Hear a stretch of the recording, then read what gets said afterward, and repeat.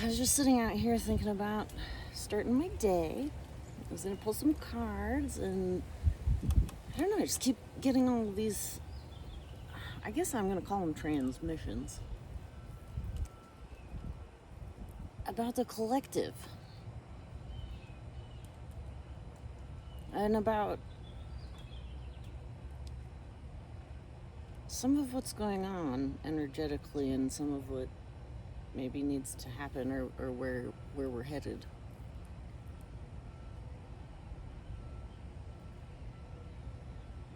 And I think even if you don't believe this in like a spiritual sort of dogmatic way, I think that it's fairly clear that humanity is undergoing a trial of sorts, undergoing a shift.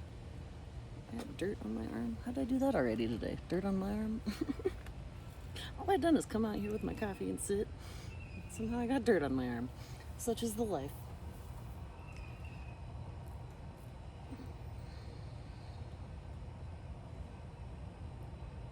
What's really wanting to come forward is that there are some of us in humanity who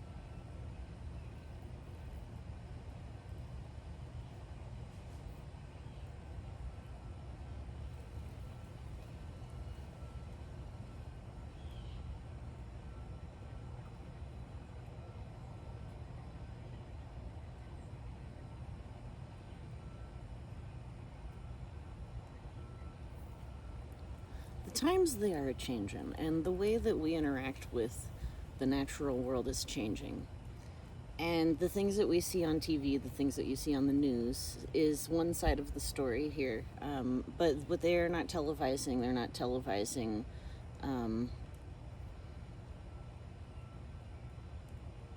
televising some of the more subtle changes that are occurring in the evolution of humanity. And I mean that in a very regular way, that like as time goes on, even if you think just the brain, even if you think just your own brain, you as a human person, when you were a baby, you behaved a certain way. When you were a toddler versus when you were a child versus a teenager, all those chunks of time, you went through things that helped you to understand your surroundings better, and you essentially evolved your understanding. And so as a collective, what we're doing is all these things are opening up, all these doors, and behind all these doors has hidden these truths that nobody wanted to look at. And people are opening these doors left and right. We're seeing collectively on a large scale a lot of the darkness of humanity, and that's a lot of what the mainstream is talking about. And I think that it is extremely important that we're talking about all these things. I don't believe that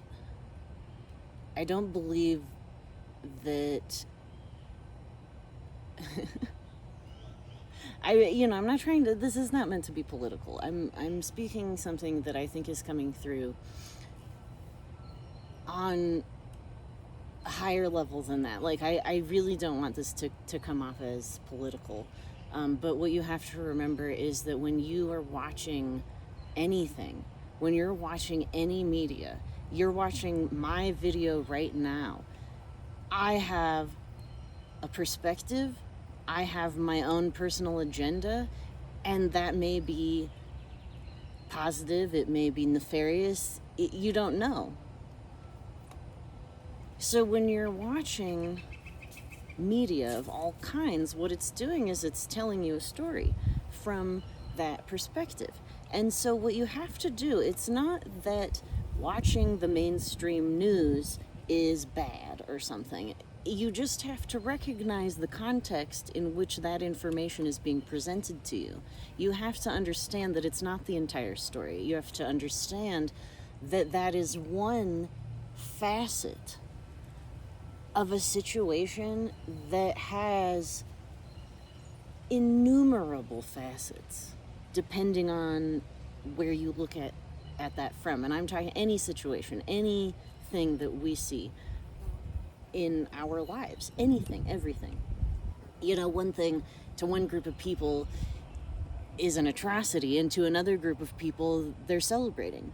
And regardless of whose side you're on, you have to recognize that all of that is perspective. All of that is based off of an alignment with a story that may or may not be rooted in actual reality fact, which who knows about that? How can we know what that means?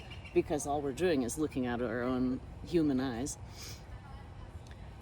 So, you know, you can't inherently trust what you see because it's colored by your human experience.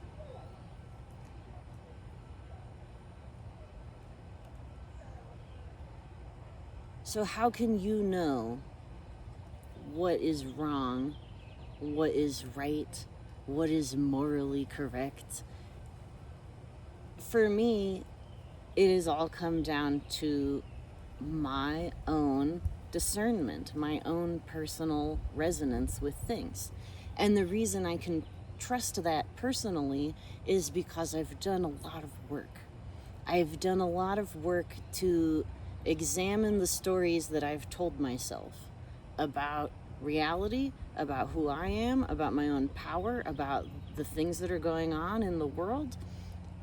I have begun to understand the way the brain works, the way stories work, the way that we walk through the world, perpetuating these stories, whether we mean to, whether we know it or not. We're doing these things. If you believe that, you know, humanity is doomed and we're all heading for a cesspool of terribleness, I mean, yeah, maybe. But I have seen people present that idea as a more logical idea. That it is more logical to believe that humanity is doomed and that we are all headed for annihilation, extinction, whatever. That, like, that story has been packaged to me as way more realistic, way more based in reality than my naive beliefs that we are actually going through the growing pains that come with consciousness evolution. And so, yeah, the people who are really not interested in evolving their consciousness or in learning how to observe from a wider perspective, basically, that's all I'm talking about. It's not even woo-woo. It's not even, I mean, it is woo-woo, but it's not just woo-woo. It's not stupid. You know, it's genuinely, like, you can see what's happening. You can see it. You can see that even if people are confused, even if people are maybe coming to, I don't know, conclusions that you don't agree with, people are talking about stuff. People are seeing things. People are coming to their own conclusions about stuff.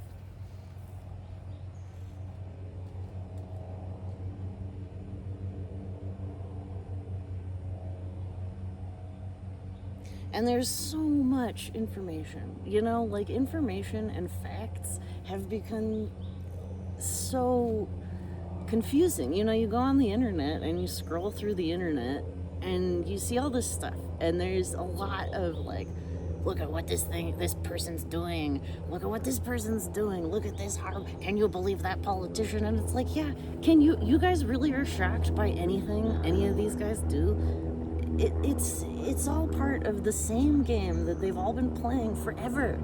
And now we're beginning as a collective to realize that, wait a second, we don't have to actually be playing those games. Like, there's no reason that we can't change things if we wanted to, because we decided as humanity, you know, maybe not you and I, because personally we don't have any like I'm not going to call up my president and be like, yo, you think maybe we could stop murdering people all around the world? I don't think that would go over. It would not be effective.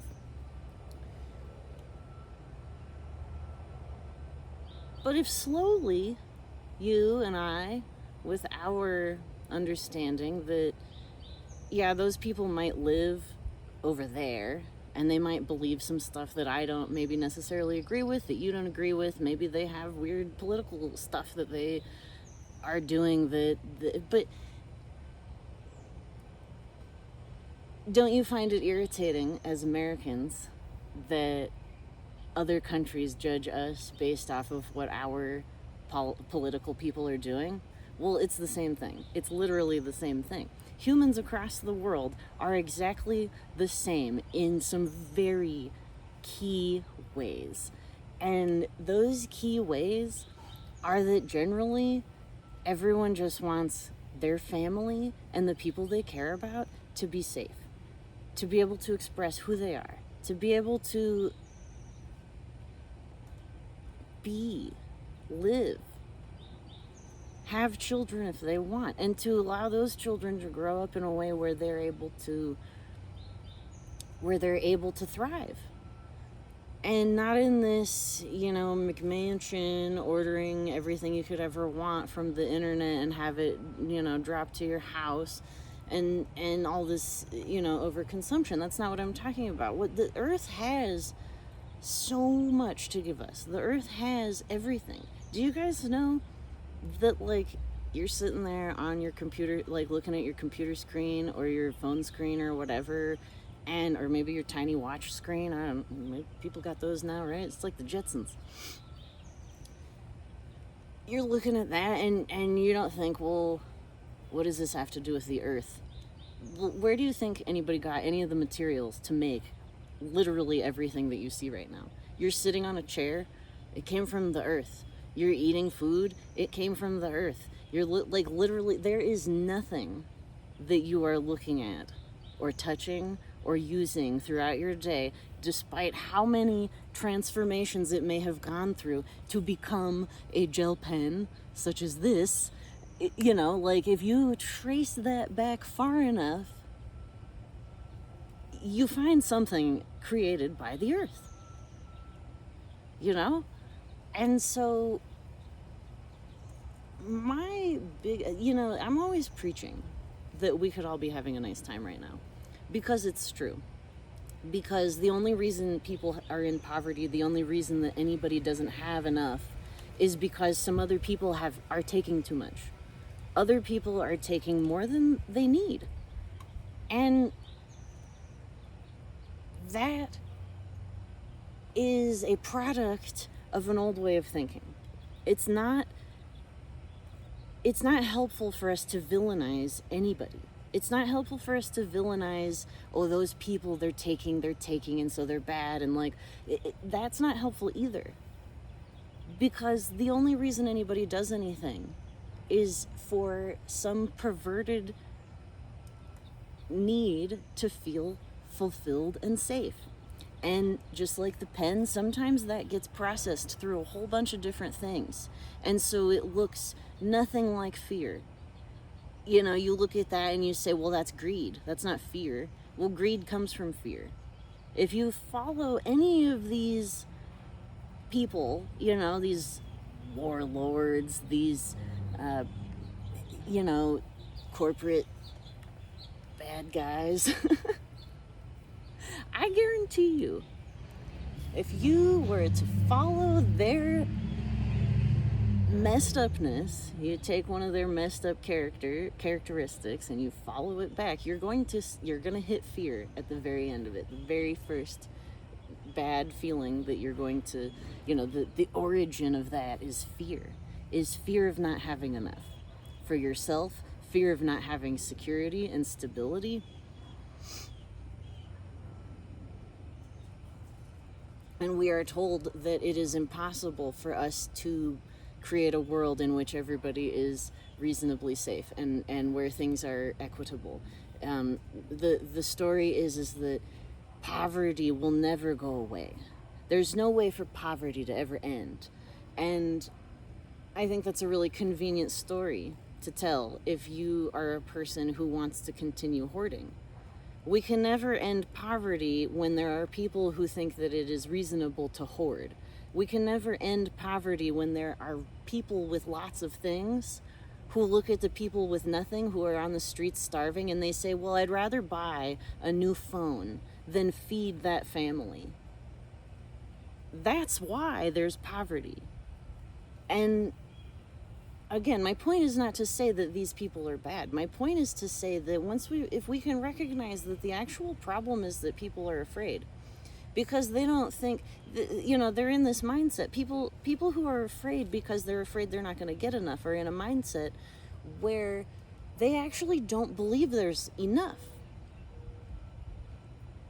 They actually don't. They believe that if they didn't have all of that stuff, if they didn't have their hoard, that then they would be, they would lose who they are. Who they have worked so hard to become is null and void. Whew, gone. We watched this show. I recommend. I really enjoyed it, actually. It's a couple of years. It was from a couple of years ago. It's called The Watcher, and man, it's kind of spooky. I don't really like scary stuff, but this one spooked me out in a good way.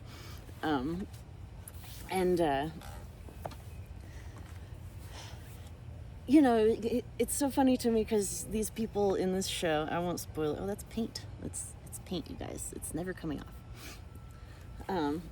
It's not because I'm a slob. It's because I'm an artist. Okay. That's a bumper sticker. I'm not a slob. I'm an artist. Coming soon. So in this show, they're wealthy, and it's this family, and they buy this big house, this big historical house, a very expensive house, like several $1,000,000. They buy this house, and going through the show, there comes a point where they're like, oh my God, well, we've gone in over our heads, like what are we gonna do if we can only sell the house for $1.2 million? They get a cash offer for like $1.2 million, which, yes, they would lose. They paid $3 million or whatever the hell. So they're losing money, right? But they're sitting there and they're like, what would we do? What would we do if we only got $1.4 million? And I'm thinking, you bitches,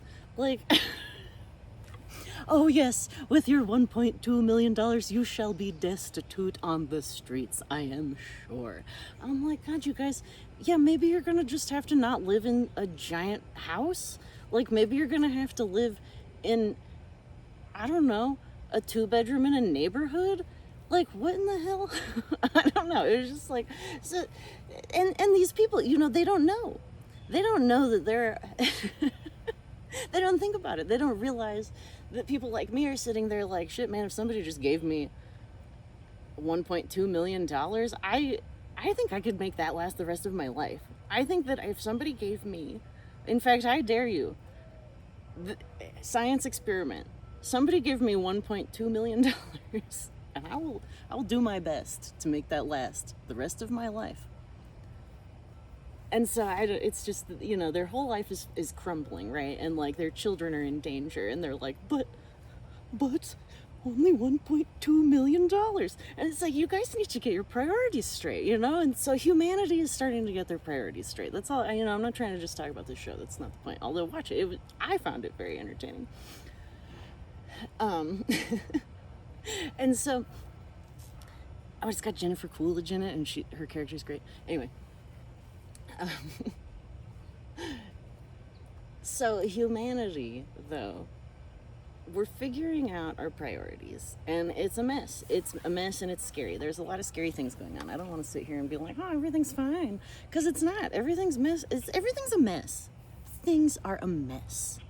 But we're finally seeing that things are a mess. And so instead of holding on to what used to be, instead of holding on to all these things collectively that, well, it's always been this way. It's always been this way. We've always had poverty. Well, yeah, we have always had poverty. And that doesn't necessarily mean that we can't overcome it somehow. Like, are you guys kidding me? Like, we can go to space, we can get a rocket and we can put people up in space, and we can't figure out poverty? Like, the only reason we haven't figured that out is because somebody benefits, because people benefit. So I don't know the solutions. I'm not saying that I have solutions. I'm saying, though,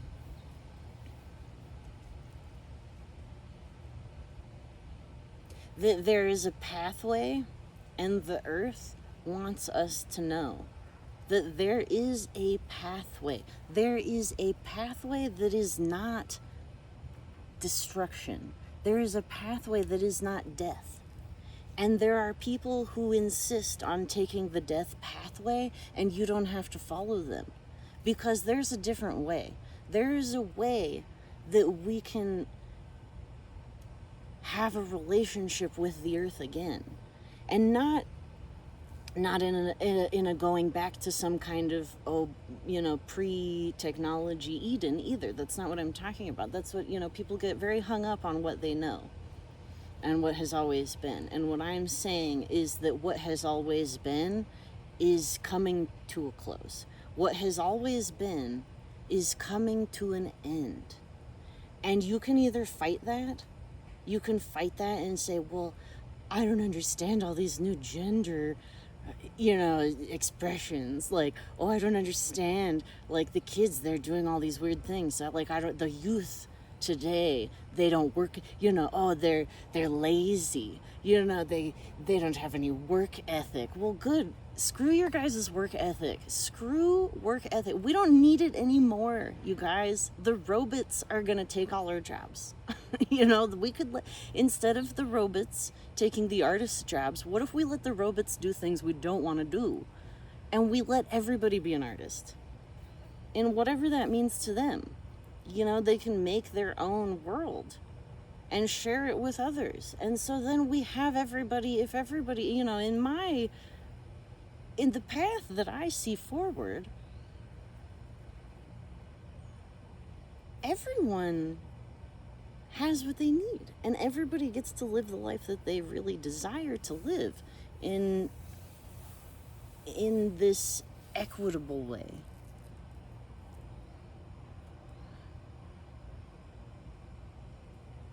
So yeah, I didn't really intend to make this video, but I guess something wanted to come forward, and I invite us as a collective, I invite those of us who see that, yeah, there is this spooky path of, you can take the path of fear, you can take the path of everything's crashing down, and the only thing that is going to result from all of this is more death and chaos and terribleness. You can choose to believe that.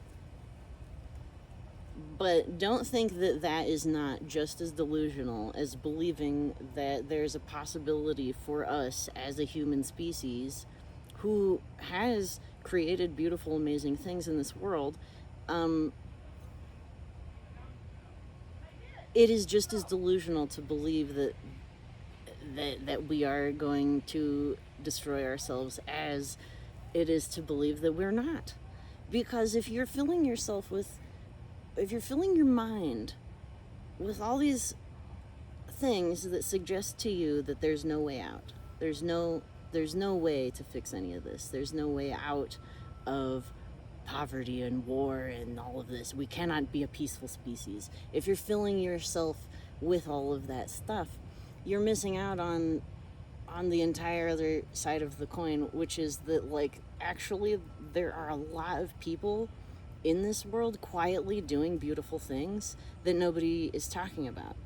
And that might not seem like much, but it actually is. Like, that's the thing, is that, like, you don't know how many people are actually working towards this. We have no clue how many people are truly in their hearts becoming loving people. And we have to believe that it's possible. Those of us who are able to believe that there is a different path, we're the ones who are going to usher people onto that path. Because humanity has these two options right now. I mean, there's a lot of options, but ultimately there's there's the path that says we're doomed, and then there's the path that says that, you know, we're hitting some turbulence right now, but we're moving towards something better, something that we can't even imagine because we've never done it before. We've never been there before. So in a new time, when things are new, when you're new, when you're a different person, when all the people you know are going through all these spiritual awakenings or like psychological awakenings, or like they're dealing with their traumatic, you know, bullshit, and then they're walking through the earth being nice, being positive, not spreading more trauma. As all of us become less traumatized, we then will raise children who are not so traumatized. And if they're not so traumatized, they're not living in this place of fear. And if you're not in fear, you're not going to fight people. I mean, I guess unless you're, you know, even the Vikings, you know, like they were really, but they had to be. They had to be because they couldn't grow shit up there in the, you know, they had to go around and it was just wasn't very fertile, you know? So they had to go and they had to raid so that their families could be fed, you know, and they put on this, you know, this cultural sort of thing where they reveled in it because you can do that. That is a thing, you know, you can do that. You can revel in that energy, and that's not a judgment either, but what I'm saying is that like that was a long time ago. When we were fighting all the time for these resources, that was a long time ago. But we really genuinely don't have to be doing that anymore. Like I said, the only reason we're doing it is because some people haven't gotten the memo yet. So don't lose hope. Because it's not old. Are we allowed to say it's not over till the fat lady sings? Remember that one? You know, it's not over till it's over, you guys. It's not. You know, this is we're going. You know, we're doing, and so.